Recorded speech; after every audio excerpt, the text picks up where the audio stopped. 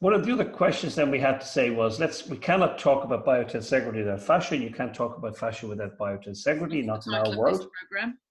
And when we look at all the various different textbooks that are out there, I mean, even up to today, there are some small changes taking place, but the vast majority of textbooks have little or no mention of fascia. You'd be very lucky if you get a half a page or a page on fascia. And then even if they are mentioning fascia, it's more to do, as I say, with calling it like a fatty packing material, or talking about fascia in terms of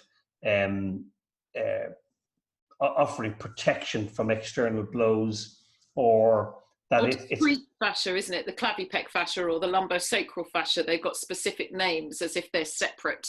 As if they're separate, yeah. It's really the fatty fascia deep to the skin, which is kind of an insulator. But there's such a bigger story yet to be told, and it still hasn't made its way in to the medical anatomy world. It's been embraced more by the movement and manual therapists, so the Pilates and neuromuscular therapists and the yoga practitioners and the structural integrators. But it hasn't. It's only, as I say, myself and Professor Carla Stecco and others, we did the presentation in August in London to the International Fascia, our International Federations of Associations of Anatomists.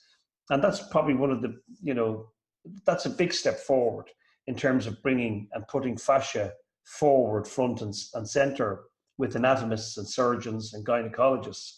So, we're really in the embryonic stage of having people recognize the role of fascia.